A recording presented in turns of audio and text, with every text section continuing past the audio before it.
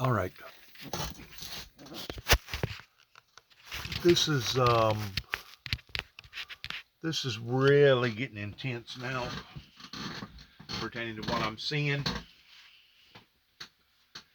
And I truly believe that the January 6th deal that happened over a year and a half ago now was the beginning phases of these standoffs that we're seeing now all over the planet. Please watch.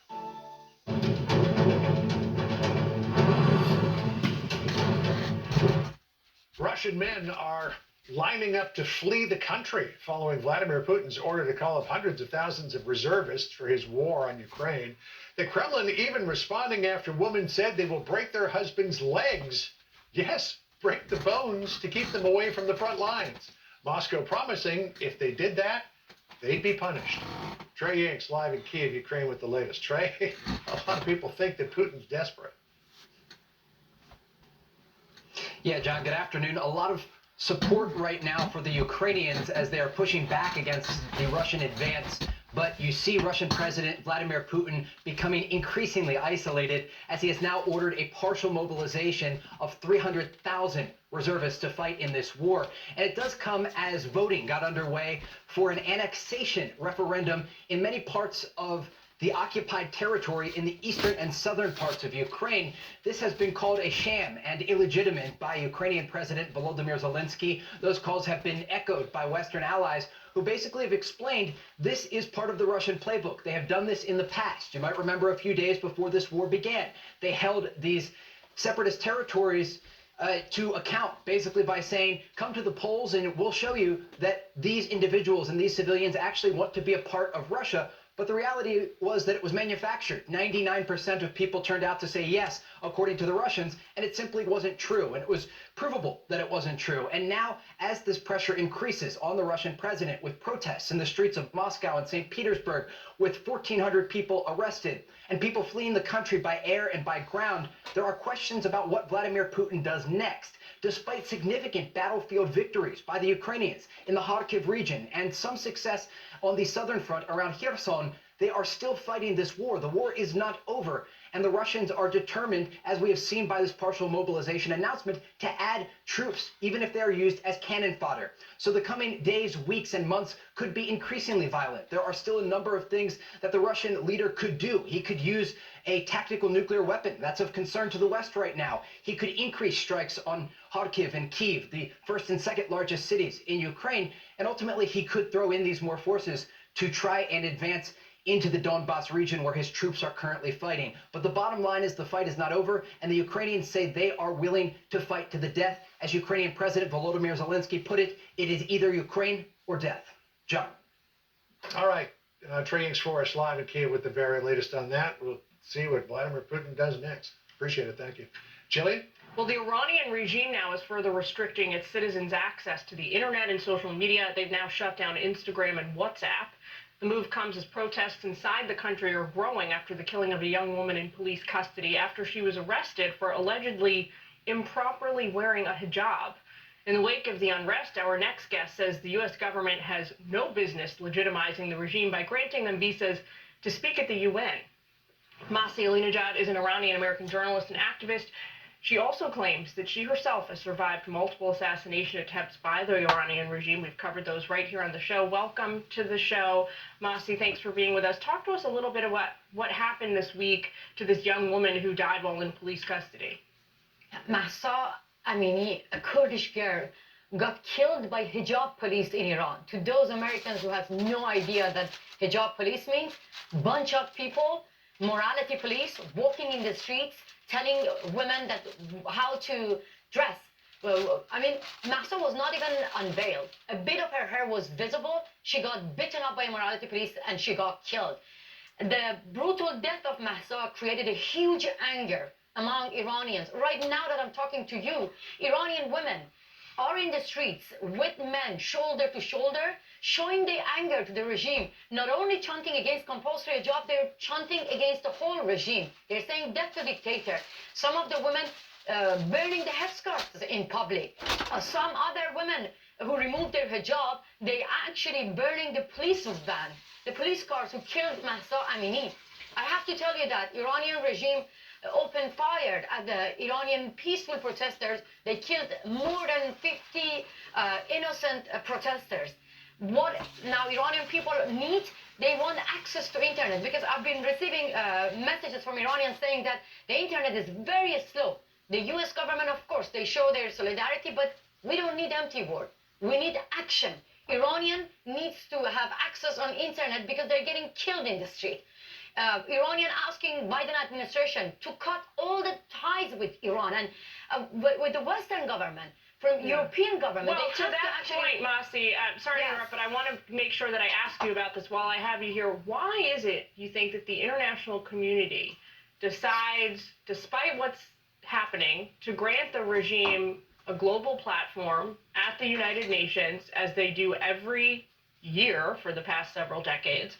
How can the president oversee the killing of a young woman in his police force's custody for no reason one day, and then the next day address the entire world from the beating heart of New York City? it's not even one woman. It's like these are the people getting killed right now in the street. No, men and women are shoulder to shoulder, risking their lives, but at the same time, look, these innocent women. Just yesterday, she got killed as well. Another young man, he got killed as well. But at the same time, our murderers being welcomed by U.S. government to go at the United Nations General Assembly. Forget about that. Now the Europeans, they're trying to get a deal with Iran, with these savages. What we need is clear. Don't show us empty words. Look, Iranian people are facing guns and bullets. They're showing their anger to the police van, and they're telling the rest of the world, right now, cut your relation with Iranian regime and recall all the ambassadors from European. Shut down the embassies. Iranian people are getting killed. And now you're trying to bury human rights underneath your deal? Innocent people are being brutally killed in the streets, but at the same time, Western feminists, female politicians, you cannot believe me, they wear hijab in their meeting with our murderers. I call on all those Western female politicians from European Parliament, Catherine Ashton, Federico Mogherini, Ségolène Royal, Anne Linde, Foreign Minister of Sweden, with biggest smile, with our murderers, you obeyed compulsory hijab laws. All the female politicians from Germany. Now it's your turn. Take action. Recall your ambassador. And more important than this, make a video, make an apology for Iranian women who are getting killed for fighting for freedom and dignity in 21st century, for wanting to choose what they want to wear. In America. I want to stop right there. Man, she's on a roll, and you can't really blame her because of everything that's going on in her country over there pertaining to the bloodshed. First of all, whenever it comes to the social unrest that's going on in Iran pertaining to the women's, I guess it would be equal to the women's lib, the movement shortly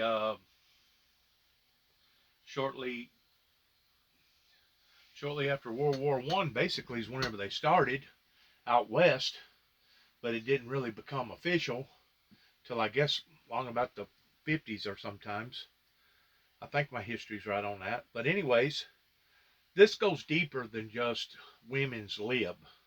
That's only part of what they're dealing with here. They're dealing with a whole brand of a demonic, evil regime that basically fits under the same guidelines as either the Russian government regime or even the China-Russian regime, or even other countries that want to blackmail or hold their country, their citizens hostage, that either you do this or consequences is going to fall upon your life or your family's life to the degree that this is what's going to happen.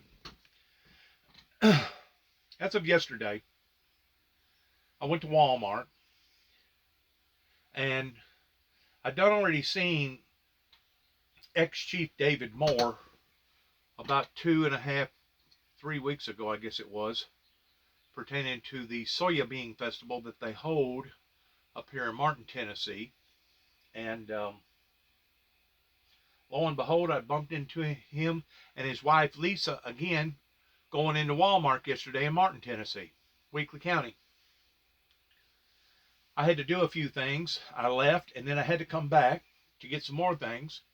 But whenever I come back, there was another individual that I bumped into that I ragged him a little bit. At first, I said, "Well, are you still practicing law in law enforcement, being a deputy?" And he said, "No, I gave that up." Like that. Well, I knew who he was, and I think that he knew who I was, but there wasn't nothing else said.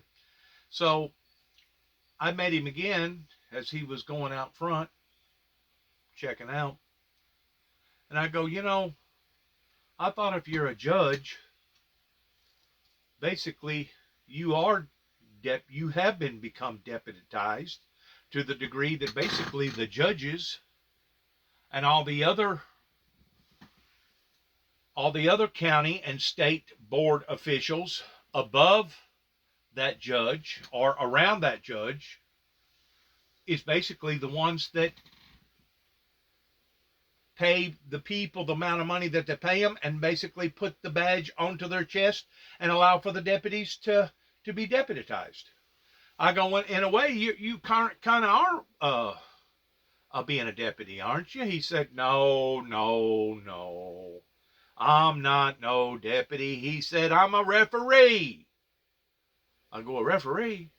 He said, yes, I'm a referee, and I referee both sides. I go, okay. So, be it as it may, the particular judge that I bumped into was the very judge that wanted to bury me along with the prosecuting attorney here in Weakley County. And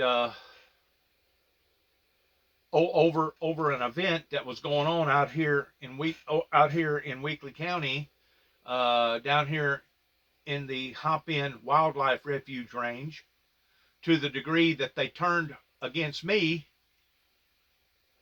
simply because they could not control the environment down here pertaining to arresting possibly up to a dozen families, different families, that was against me coming back here, versus it was much easier for them to flip the tables around and arrest me. As I was leaving his presence, I said, well, y'all sure did make it hard on me. I said, there's no doubt this will all be straightened out one day. And he kind of looked at me kind of sideways, and he nudged his head like, okay. And then he turned around, he walked out. But I don't really think that he understood what I was saying. Judge Pence, I believe that's his name, the state judge that basically allowed for me to get a felony here in Weakley County, because my brother and I was concerned about the abusiveness going on with 3 little children across the road. He don't understand that one day he's going to stand in front of a judge in the hereafter life. And he will give an account for everything that he has done, as well as all the other judges, as well as all the other policy and lawmakers, as well as all the other mayors and those that surround themselves around that body in these principalities and all these little old towns in here in America, that one day they'll give an account for the things that they've done that they know that they shouldn't have done, or the things that they didn't do that they know that they should have done. Vice versa. One's going to be just as bad as the other. And for Judge Pence to recognize me and act like that, oh, it's just another everyday walk in the park, but yet no, I'm sitting there explaining to him, we're gonna get this worked out. One day there's going to be a reckoning. And of course, you take a judge that don't care about his own personal soul, about his own spiritual life. I'm pretty sure he'll tell you that he fears God, and he probably goes to church every Sunday. Don't get me wrong. I believe he does. Just like Tommy Moore and some of these other ones that surround themselves with that type of influence. But what he don't realize is that one day, all this panhandling, preying on people, that he quotes himself towards doing his job, but yet now in the essence of his job, he has biased feelings against various people, or biased feelings towards not wanting to support or help various people for whatever reason. And I haven't, as far as I know, I've never met Judge Pence in my entire life, in which before he was a judge, he was an attorney. Same way with Judge Moore, and the same way with most of all these other judges. They're either judges, attorneys, or they're sheriffs, or somebody associated with that association pertaining to law enforcement. So that's the reason why I quoted him whenever I first seen him. Oh, you still deputizing? You still law enforcing? No, I gave that up. Oh, really? As far as I know, you was still on the bench. I didn't say that to him, but that's what I thought. And then whenever I bumped back into him, I said what I said to him. But this is the point that I want to make. At least I had an opportunity to bumping into this individual, and I have bumped into other officials, state, county officials in various places. Some of them get really, real antsy because they know what they had done and been a part of was very, very evil and very, very wrong. And some of them, because maybe their consciousness has been seared with a hot iron and they really don't have a consciousness, or they really and truly believe that they was doing their jobs during the time that they was doing their jobs, even though I had went in front of Judge Pence after one of his hearings and basically told him, I recorrected him about the attorney, Bruce Brown, that had already admitted in court during the time that they was holding me that I was not aware of my arraignment, even though it was my brother and I that demanded for an arraignment. But during the time of my arraignment, not only did I not get told about my arraignment, but my brother died, and I was grieving over my brother's death, pertaining to the way that the community around here was trying to tear us apart. So he's very aware that I've already done put in to the complaint box about his judgment procedures, and he can say whatever he wants to say about being the referee on one side as well as the other. But the fact of the matter is, whenever you have done something wrong or incorrect in your job, it wouldn't be no different if I was working on somebody's automobile during the time that I was doing auto body work, and they brought their vehicle back and said, man, this bumper is like a half inch or an inch lower on one side, and the grill don't fit right, and the headlight don't line up.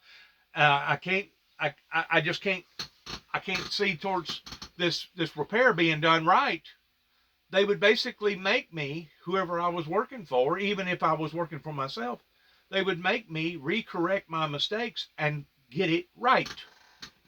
Well, you would think, out of the decency of morals, that people like Judge Pence or Judge Moore or some of these other judges, and there's thousands and hundreds, there's millions of them, and then you got your retired judges that still think that they got a lead way in influencing courts one way or the other, or other judges one way or the other. But if I was in, let's say, this country right here, Iran, or let's say that I was over in Russia or in China, and I so much as dared walk up to one of the officials that basically tried to screw me over, I would have been taking a really, really, really strong chance on being attacked again by their authority, or possibly beat up or even killed like this woman is talking about. That's the differences in being in America versus being in another country. Now, there's no doubt that my United States federal, as well as various state, as well as local, has tried to bury me. They wanted to ruin me. They wanted to get me out of open population. That way I would no longer have a mouth. That way I would no longer be influential. That way I would not be able to fulfill my purpose. Okay? They do things differently here in America pertaining to trying to juice somebody up on psychiatric medication towards getting a judge and an attorney to basically swear off that this particular individual is either a harm to themselves or a harm to society, and because of it, we deem it necessary to keep this individual locked up for the rest of their lives, keeping them in a rubber room and keeping them juiced up to the point that they're slobbering all over their shoes and they don't know daylight from dark. So there is a different method or strategy towards what they do and how they do it here in America, but it's still basically the same intent. What is the intent? Well, first of all, let's go back to our original Constitution that says we the people. We the people means we the people. That means the people that are actually in charge of Judge Pence's checks and Tommy Moore's checks and the prosecuting attorney's checks and all the other judges and all the other senators and congressmen. They think that they are. But we the people are in charge of who we decide towards who we're going to allow to put in that position of doing jobs for us. And whenever you run into a group of people that are so biased, similar towards what David and I, my brother, that passed away at the age of 51 in 2017, whenever you run into a group of people that are so biased to the point that they're no longer doing their jobs, and you come to them and you explain to them where you failed them or where they failed you, and they still don't do nothing about it, that would be the same thing if somebody brought an automobile to me after me working on it during the time that I was doing that type of work, and it was very obvious that what I had done to their automobile was wrong or incorrect, and it needed to be redone, licky cap back over again, and I didn't do it. I didn't do it. I wouldn't do it for love, hell, high water, or whatever. Well, that's basically the standoff that I've run into here in Northwest Tennessee, as well as Western Kentucky, as well as out in Oklahoma, towards all these different agencies that could have done the right thing, even after somebody such as myself or others have brought it to their attention pertaining to that bumper not being lined up correctly, or that grill or that headlight not being lined up correctly, towards them not adequately doing their job the way that they should have had, towards either protecting my brother and I out here at 291 Thompson Road, Sharon, Tennessee, zip code 38255, or not doing their jobs towards allowing for the community to basically railroad us and target us and hunt us like a bunch of animals and try to either run us off or try to get us to cross the line, provoking us to the degree that we basically shoot ourselves in the foot. So this standoff that I've had with the government officials in Oklahoma, the Kentucky officials in Kentucky, and the Tennessee officials here in Tennessee, and it hasn't just been in Obion and Weakley County, it's been also in Nashville, Tennessee, whenever they nabbed me up. This was in 2012, because they said that I had an outstanding warrant for my arrest in Davidson County, and come to find out it was a rabbi that put out this warrant because I had dropped a cassette tape off at his front of his church. It was a Jewish synagogue. He listened to the tape and put out a warrant for my arrest somewhere around 2016 or 2017. So now that they have drugged me all the way from Knoxville, Tennessee, which is about a 3.5 hour drive, and now I'm in jail, that I'm supposed to get a quick whatever they call it, quick fair trial of going to court. And whenever I go to court the first time, there is no rabbi. So they reschedule about another week later for me to stand back in front of the judge. And whenever my schedule is up again, there is no rabbi. Well, after they do that twice by law, they got to let you go. But man, was they ever boiling to the point that they didn't want to let Dennis James Juby go. They wanted to keep me incarcerated because they thought that they had a big fish up there in Nashville, Tennessee, in their local courts. You see, these judges, these police officers, these sheriff's offices, all these different people now, because the computer system is as strong as what it is, they keep up with one another. And they knowed that they was basically trying to ruin my life the way that they was ruining my life. And in some ways, it would have actually been better or even easier if they would have just went ahead and had me eliminated, completely taken out, the way that they do in other countries. But I know that God had protected me, because that was the reason why that he allowed for me to be in this country. Because the long arm of the law, including judges, including doctors, by law, aren't supposed to be able to go, but so far, according to the law. But now we have seen where they have jeopardized that and created malice behavior on trying to stop the founder of the Windmill Ministries missions in every form and fashion, beginning right after the 9 tapes went to the White House in 1980 and 8, towards whenever my son and I first stood out into the eyes of the general public towards passing out literature and going on 2 different crusades. They basically stopped me in Madison County and confiscated the sword away from the ministry that they had no business confiscating. Now I'm seeing all these things erupt all over the planet, just like everybody else. And rather than me just listen to them and look at them towards being nonchalant, or listen to them and watch them towards them being the same old, I'm actually documenting these things. I'm talking about this stuff. I'm doing research. I'm writing down stuff. I'm using my phone as, just like this woman talked about a while ago, towards weaponizing my phone in the degree that whenever this country completely falls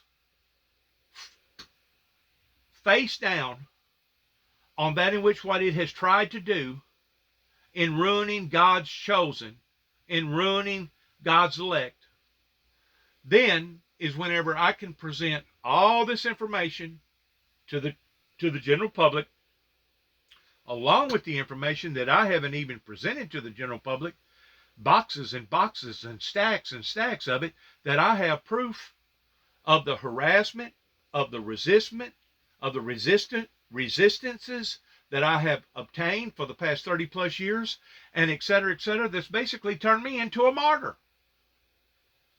And I feel like that yesterday evening Judge Pence knew that. But rather than him be honest with me, he'd rather be a comedian and say, oh no, I'm a referee on both sides. So, okay, you're a referee on both sides. But at the same time, you're still associated with law. It ain't like you're an actual referee, like being in a ball game somewhere. You're actually dealing with human beings' lives. to the degree that you either give them no sentence that you should have gave a sentence to, or you give people sentences that you shouldn't have given a sentence to. You're either too harsh or not harsh enough. And of course, whenever you corner them up this way, they'll say, well, I'm not perfect. I've heard Tommy Moore use that as an excuse. Well, I'm not perfect. Well, how come is it that our courts demand for certain requirements out of their citizens here in America, but yet no, the citizens don't demand the same response back towards the politicians? I truly believe that the things that are going on right now in Russia, the things that are going on right now in Iran, the things that are going on in other parts of the world right now is a sole response towards what didn't happen that should have happened going all the way back to the late 80s. And because I didn't get people to support me, because I didn't get that Joel Osteen support team to stand with me, it basically put me in a very, very vulnerable position to the degree that I become everybody's punching bag.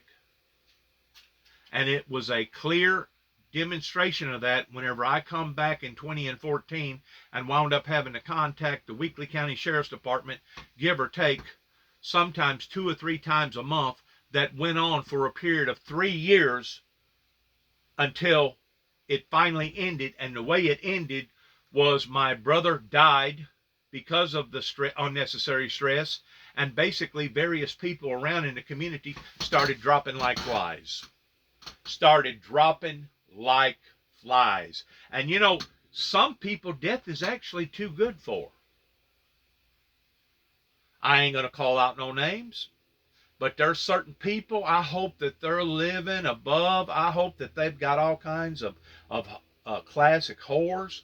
I hope that they got all kinds of yachts and ski boats and vacation houses. And I hope that they got condominiums. And I hope that they're living high on the hog. Because these are the people that's going to bust hell wide open. Or these will be the people that will be left down here on the planet that inevitably will take the mark 666 to the degree that they'll want to die but won't be able to.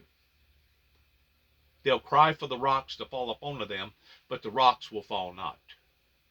So there reaches a time whenever death is actually too good for that particular person.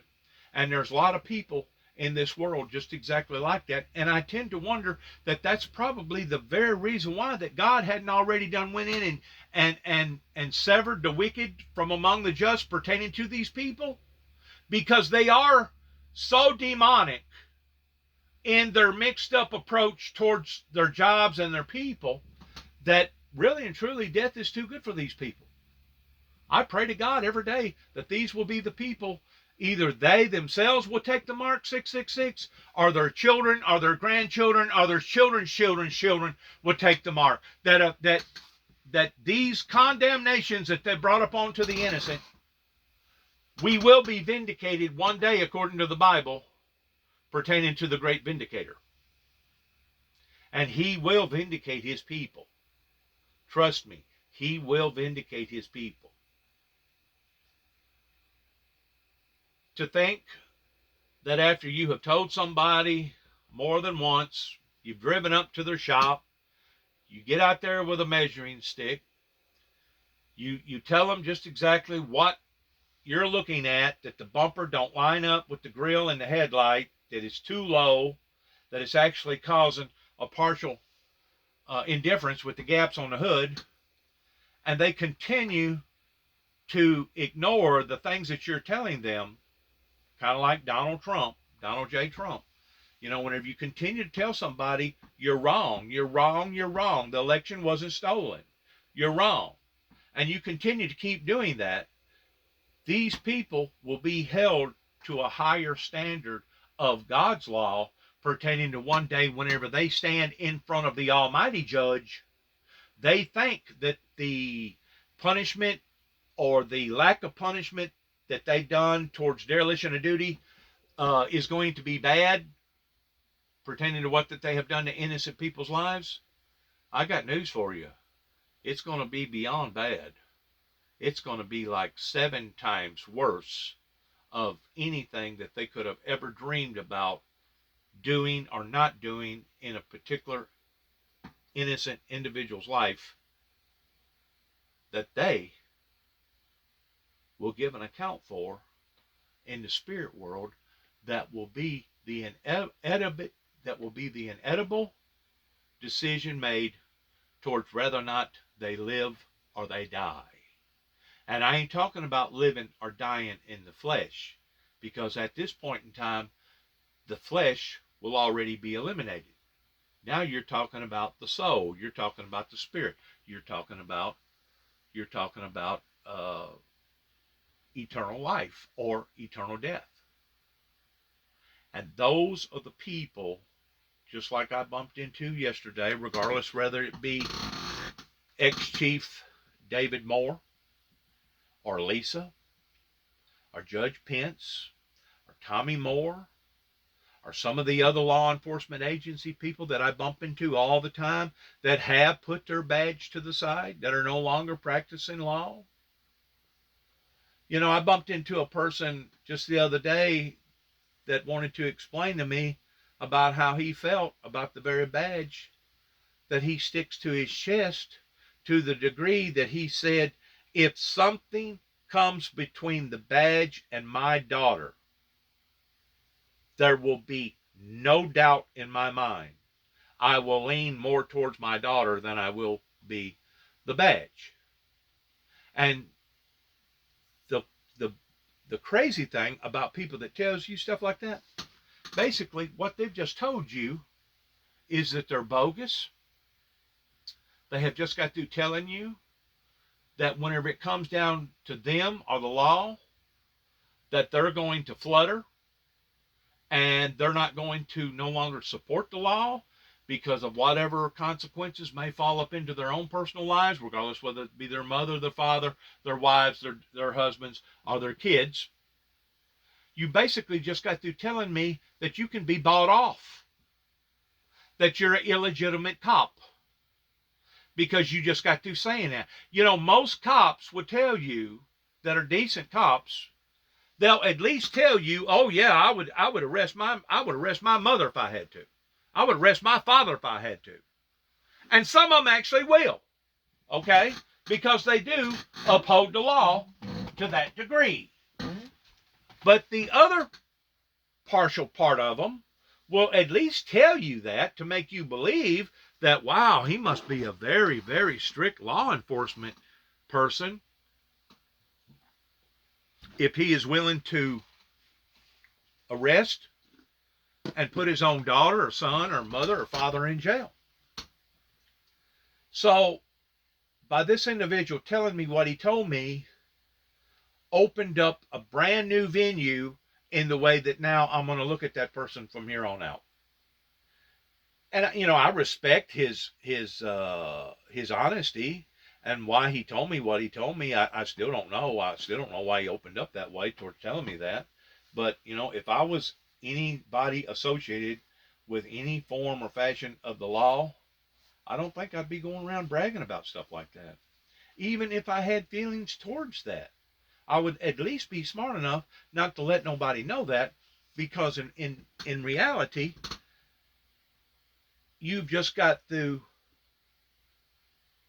disclosing yourself to the point that now I've discovered who you really are. I've even had various people in my family that has told me that if it reaches the level towards me having to tell a lie about my company that I work for, that I'll tell a lie rather than to get fired, or rather than to take a chance on the company taking it on the cheek. Well, once more, what does that tell me? That tells me that you would be willing to be pushed over the edge to the degree that you could be bought off, that you would lie. And if a person will lie to you, a person will steal from you. And if a person will steal from you or lie to you, that means that person in reality really don't have no deep committed morals pertaining to the godly morals pertaining to the Ten Commandments. Now, they may tell you they do, and they may go to church every Sunday. But whenever you see open examples of this again and again and again, and you hear people say what they say, and you see people do what they do, you pretty well understand, well, my God, the whole freaking thing's almost illegitimate, isn't it? Granted, I'm very grateful of the fact that whenever I walked up to that judge, or I seen ex-Chief David Moore, that they didn't pull out their gun and start filling me full of holes, or drag me down the street, handcuff me, and then put me in a hole somewhere, and then torture me like a lot of these other government officials will do. I don't think people realizes whenever you're talking about biblical Bible prophecy towards it being as the noise of thunder of the opening of the first seal, leading into the opening of that second seal. If I would have stood with this message in any other time frame, from the time frame of where we are right now in 2022, going forward, let's say going forward to the degree of the 9 tapes going to the White House in 1988, because in 1988 people was basically limited with the internet, they was limited with social media platform, they was limited with smartphone technology as far as their gizmos and gadgets. And it wasn't until after the 90s, whenever all these programs and all these different apps become available for the general public. And now I can stand, and whether or not someone believes me or not, that'll be fine too. But I know that I can prove the things that I talk about, regardless whether it be Judge Pence, regardless whether it be ex-Chief David Moore, pertaining to the Martin Police, of the occurrences that happened in my life in 2005, regardless whether it be Tommy Moore, of him not doing his jobs pertaining to dereliction of duty, regardless whether it was the events that happened in Kenton, Tennessee in my life in 1983, because various witnesses are still living, or the events towards what happened with Homeland Security in 1989, leading into what happened in my life in 1991. I have all this stuff to validate on paper, which once more not only does not make me not a liar or a heretic, but it makes my testimony that much more authentic. And that's the reason why today I still say that the individual that I was working with in Oklahoma City, Oklahoma, by the name of Billy Rose, that lives in Cherokee, that was doing the same type of work that I was doing, he has no idea. He probably thinks, well, I saved this individual that I was working with his automobile, his trailer, and a few tools. Well, that was only part of it. That was the cosmetics of it. That's the part that he's seen. He didn't have no idea that I basically was carrying my life with me at the time, pertaining to all my validated records, from A to Z, from every operation, from every close encounter with law enforcement, from every event with Homeland Security, to the events that happened in Kentucky, having all the dates, having all the paperwork, having all the stuff that went on here. Whenever I moved back in 2014, still to this day, got all those incident reports that I could prove to the public pertaining to the telephone calls that either my brother and I was making routinely again and again and again, because we was being badgered, we was being hunted, we was being tormented on and in our own property. That obviously nobody up there in Dresden, Tennessee, gave a rat's ass about. And that includes Judge Pence that I bumped into yesterday evening that said, well, I'm a referee on both sides. Well, if you're going to be a referee, only thing I can say, you need to be a fair referee, because I brought it to your attention. Judge Bruce, that David and I had hired, brought it to your attention that I still have not been given a fair shake towards making it to the courthouse pertaining to the arraignment trial. And you and various people that was working in Dresden, Tennessee, thought that you had done already captured a whale, son. You thought that you had caught Al Capone, one of the worst criminal outlaws in the world. And the whole time, instead of Dennis James Juby Jackson that lives at 291 Thompson Road, Sharon, Tennessee, zip code 38255, being the criminal, it's all these other criminals that wanted to basically buffet me, quiet me, keep me quiet, keep me out of the eyes of the general public. We don't want him to fulfill his so-called commitments or the things that he believes in. Well, they done the exact same thing to the Lord Jesus Christ, and they've done the exact same thing in various other prophets of God that God has called into the world, towards making it that much harder, that much more worse on them, to the degree that basically they basically had to do like Jesus done, and whenever he walked up into the mountain in distress, in a time of distress, Jesus went up into the mountain and said, Jerusalem, Jerusalem, I've gathered you together as a hen would gather her wings, and you still would not listen.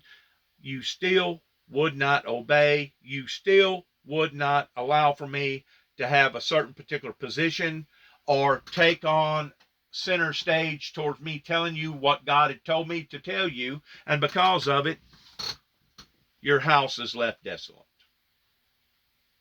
Because of it, Weakley County's house is left desolate. Now, all these judges that's fat and man, they're raking the dough in, and all these other people associated with politics and law, pertaining to policy makers and lawmakers and stuff, oh, they think they got the cat by the tail, brother.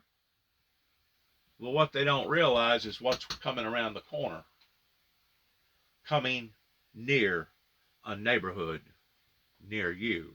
And that includes all those judges, all those senators, all them mayors, all them townsmen, all them people that was corrupt, that was burning the candle at both ends.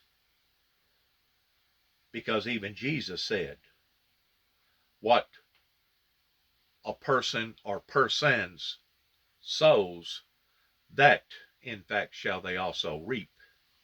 And it's just a matter of time before they're going to reap it. Now, America has tried its best to avoid these collisions. Don't think for a second that it hadn't.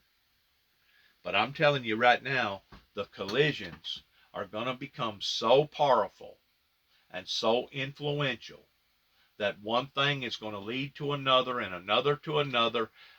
Just like the price hikes, just like the petroleum gas prices, just like the supermarkets chains, a lot of the shelves being empty. As we're getting closer and closer into this, towards the thunder becoming louder and louder and louder, you will see where the very people that plotted to take me down, to destroy me, to destroy that in which what I had told them that God had given me an assignment on, you will see these very people that will bring their own condemnation into their own communities and into their own country, right here in the USA, coming near a neighborhood near you. Now, they think that they're exempt, and they have probably actually made reference, whispering in behind doors, such as, well, if Juby would just hire an attorney, spend about $10,000, we may go in here and conform this record that we have illegitimately placed up into his life.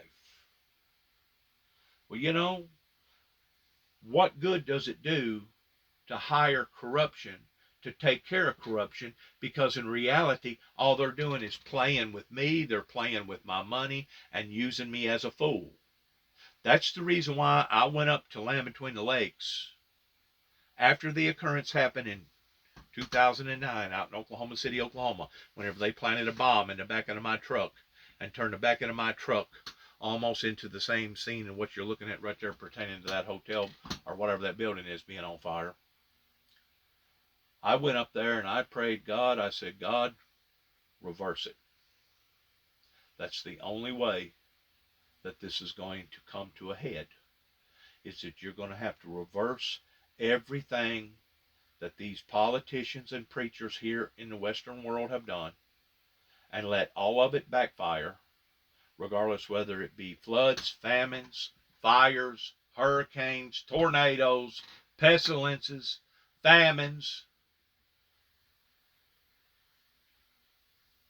divorces, drug overdoses, suicides, $30+ trillion in debt, all our jails being full, that whatever it takes, God, do it.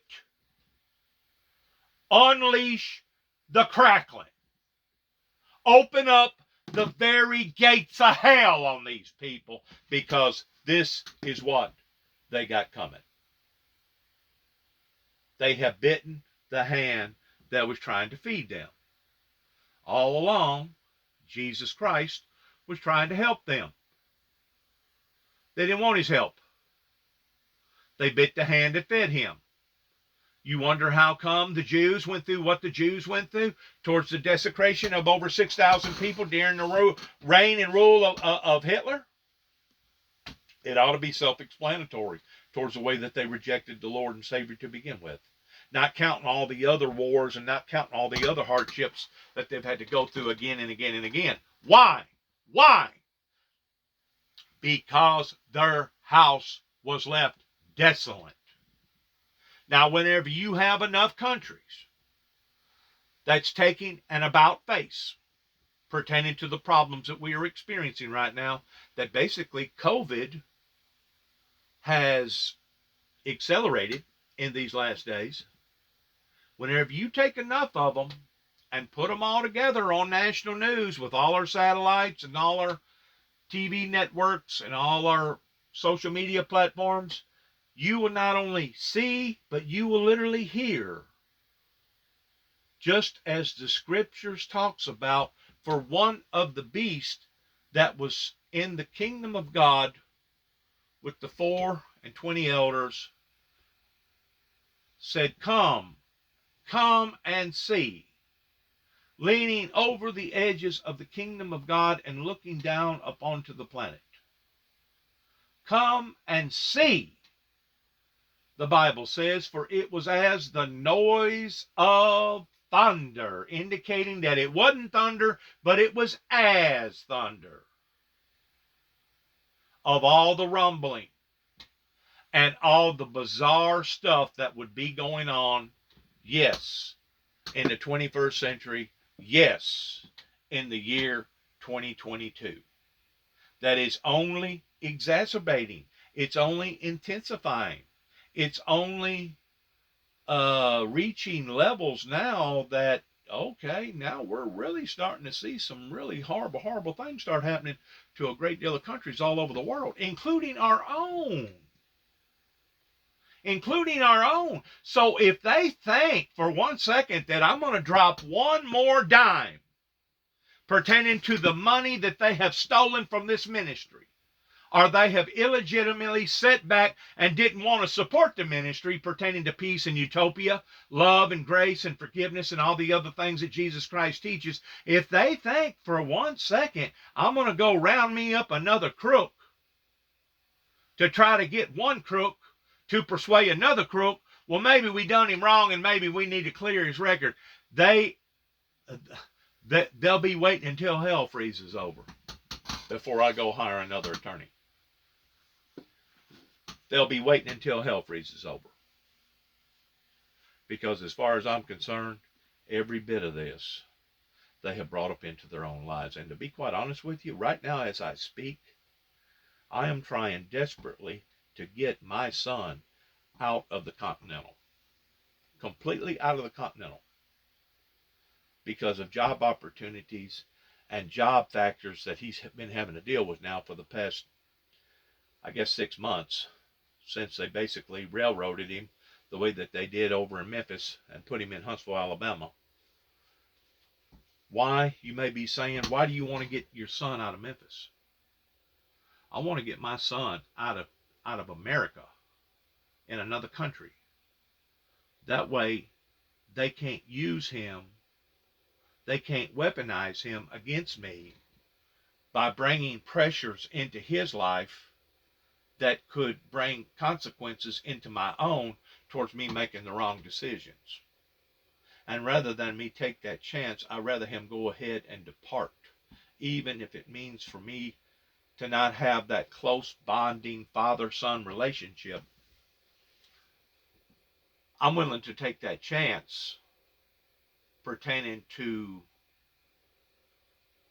the things that I'm willing to sacrifice for, to make sure that not only he lives out his life the way that he wants to live out his life, but him not becoming part of a victim of circumstances pertaining to the way that they've done his father, and how that they could possibly go towards him and putting pressure on him that would put pressure on me towards me having to compromise on the things that God has showed me and what God has illustrated to me about these heathens over here, about these demons.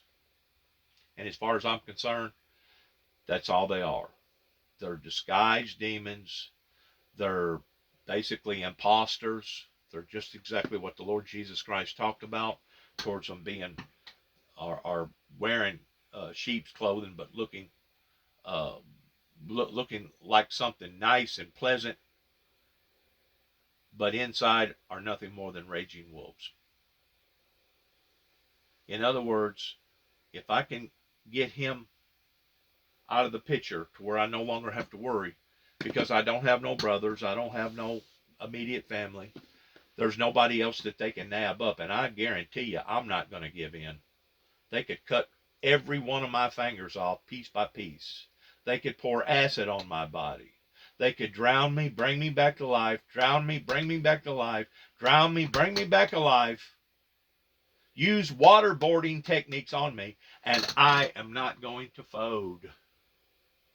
I'm not going to give in, and I'm not going to compromise on that in which what God has showed me about these immoral devils, these heathens, as well as compromise on the things that God has showed me of these events to come. Once more, I've tried to help them. I ain't tried to hurt them. I wanted to help them. Whenever I went to Washington, D.C. in 1990, I was on my way to try to stop the president from getting involved with Desert Storm and Desert Shield pertaining to him going to war with the wrong people. Whenever I sent a t-shirt to the president in 2005 while living in Davidson County, telling him a bloody road ahead, that was to be given solely, strictly as a warning or an advisory. That obviously got taken out of proportion to the degree that I was actually captured by Homeland Security, put into a mental institution, just to see if I had any malice, harmful intentions. And this has happened to me now over 10 different times. So you wonder how come I went up to the woods and I prayed for a curse to fall upon to this planet. You wonder how come that God has lifted his hand of protection off of these immoral people that has basically bit the hand that has fed them. You wonder how come that they have been jinxed, or all this horrible, horrible bad luck has suddenly fallen upon to various people's lives upon this planet. Please, please wonder no more. Because I'm telling you right now, It was generated right here in Northwest Tennessee, towards it being the core of origin that you can begin with right over there in Kenton, Tennessee, with various people that I mention again and again and again and again and again, of being the perpetrators that basically started this resistance movement that planted these seeds of condemnation against the founder of the Windmill Ministries, and now the condemnation has backfired on them. No jobs, drugs, crops drying up, ponds drying up, jails, courts being illegitimate and corrupt. The way that Kenton, Tennessee is going right now, they're probably going to wind up like Mason Hall in another 20, in probably about another 20 years from now. Because as far as getting investors to come up there and want to buy a building that used to have a factory in it, that probably is going to have to be torn down and reworked, and everything in it's going to have to be redone to keep up with today's rules and regulations pertaining to OSHA, it's probably slim to none. You know why? Because whenever they bring scouts out like that, kind of like Walmart, whenever Walmart decides that Walmart's going to build a building, Walmart just don't put up a building. Walmart brings people out. They look at the community. They look at what the community's making. They look at how many people is in the community that's working. They look at the whole dynamics of that area before they ever make a decision of putting in a Walmart. Why do they do that?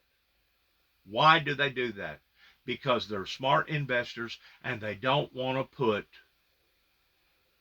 that much of an investment on a piece of property that's basically going to backfire on them and cost them a lot of money.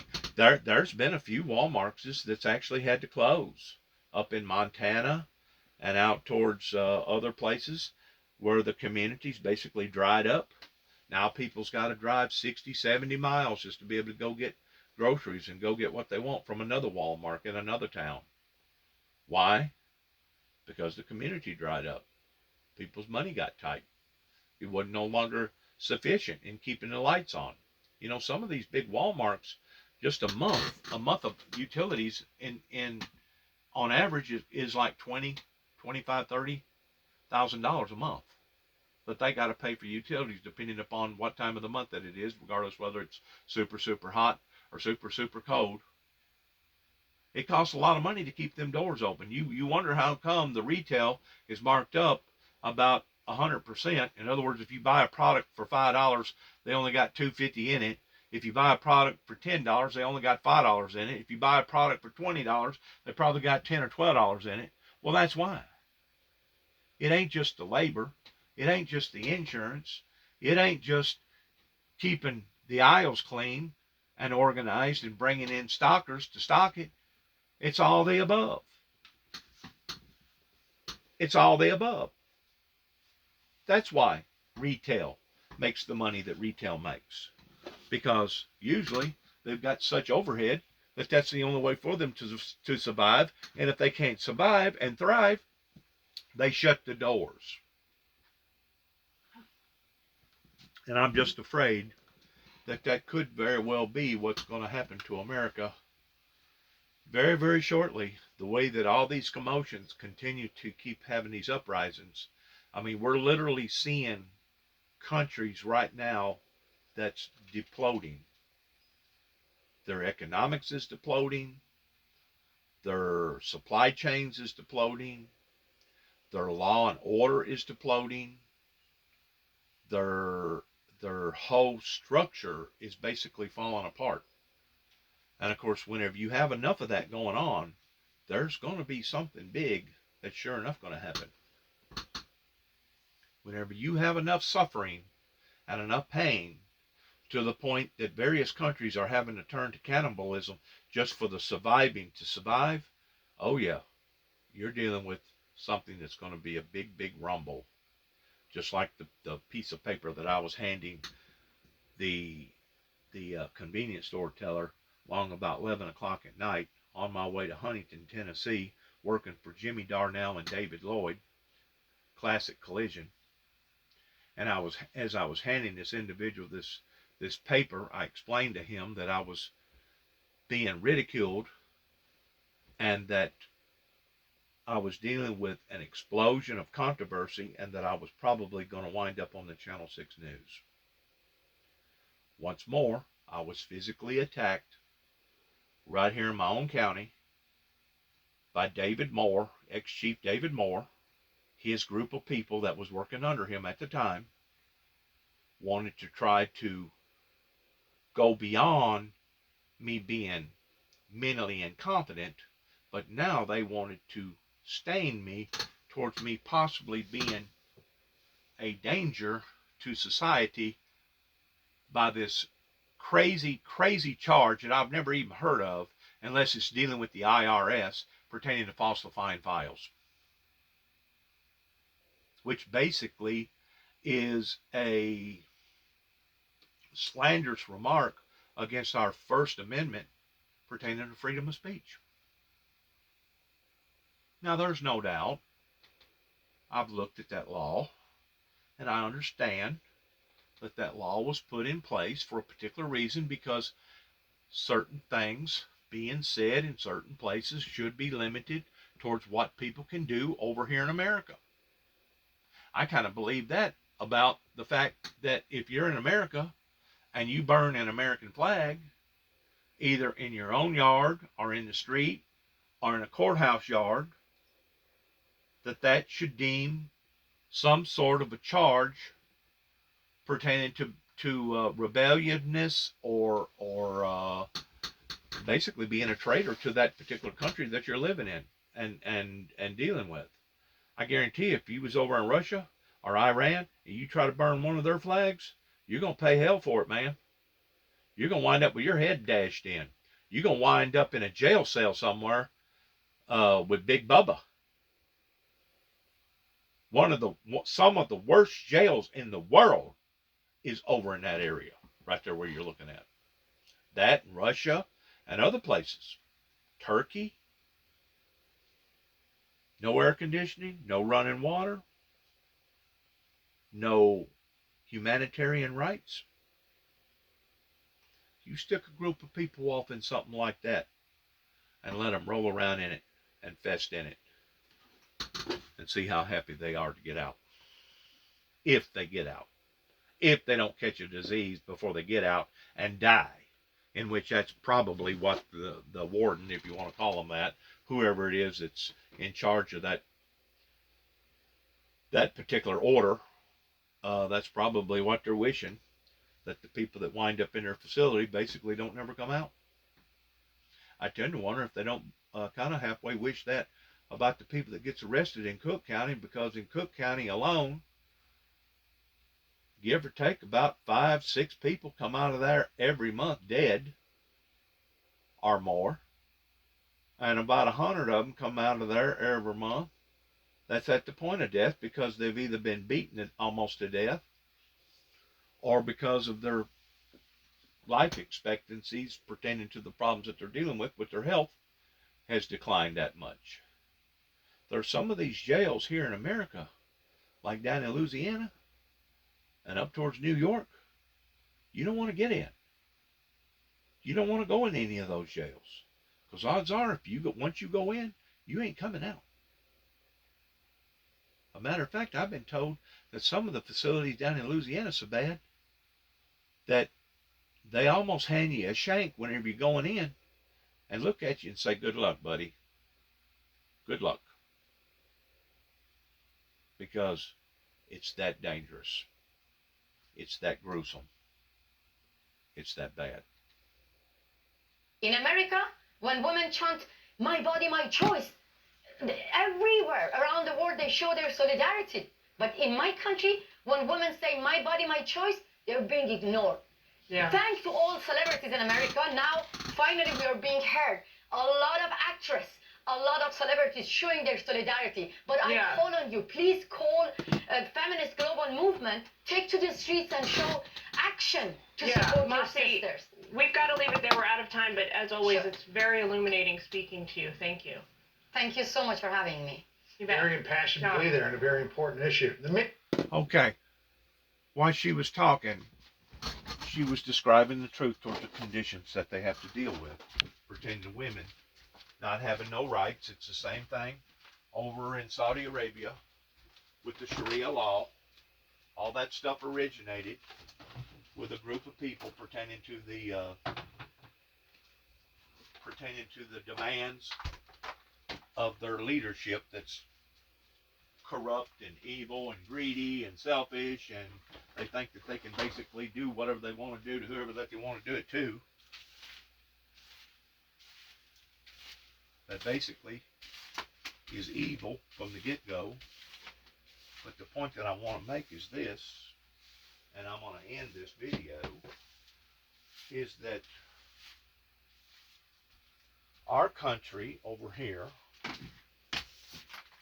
I believe, has become too lax in the degree that now you can live on the coast, and it don't matter what coast, East Coast, West Coast, South Coast, anywhere there's a body of water and a beach, somewhere to lay out and tan, that you can open up a colony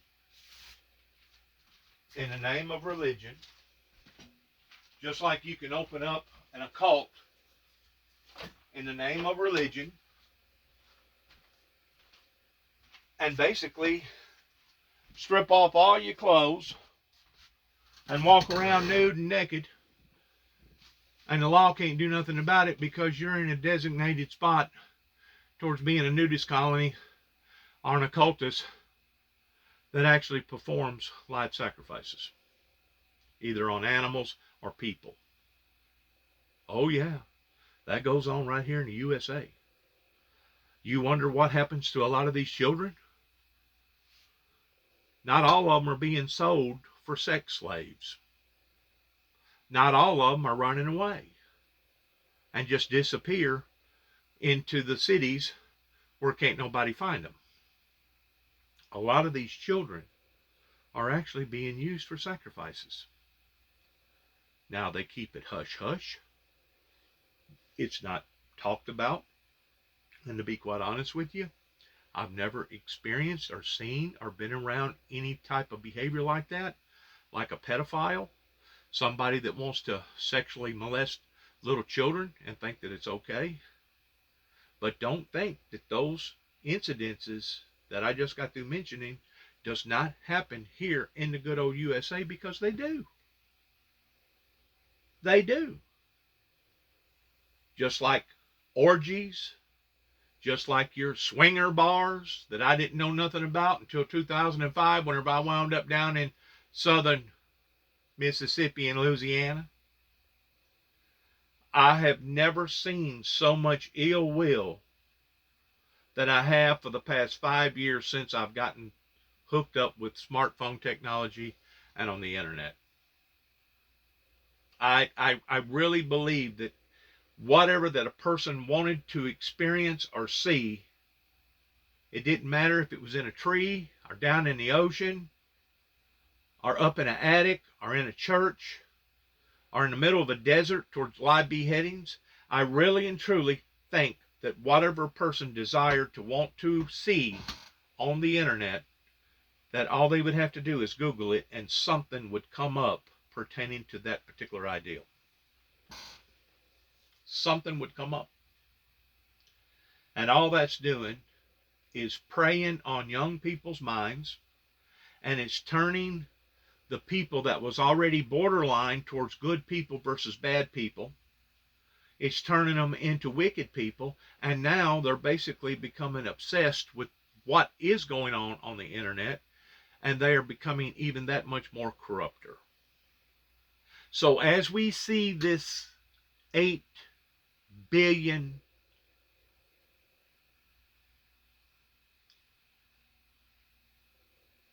population explosion here up onto the planet called Earth, cesspool to the degree that it's cesspooling right now, it's inevitable that things are going to get worse before they even think about getting better. And we have no one to blame other than the Corps of Origin that started right here in Northwest Tennessee, beginning at the White House in 1988, and I could go on and on and on invalidating those events pertaining to my testimony. Like I said, whenever Billy Rose done what Billy Rose done towards just a regular auto body technician in Oklahoma City, Oklahoma, while I was working for Collision Clinic that's still operating to this day out in Oklahoma City, Oklahoma. He had no idea what that he was doing for the kingdom of God. And to this day, and I've said this many a times, to this day, I'm indebted to Billy Rose because of that. Not because of the truck, not because of the trailer, not because of some of the tools, but because of the validation of my testimony that I can prove. Either on paper, cassette form, VHS form, DVD form, and now digital form. Thanks again for listening. Good luck to each and every one of us. We want to say thank you for your time. Thank you for your prayers. God bless America. God bless America's endeavors. God bless our troops. And shalom.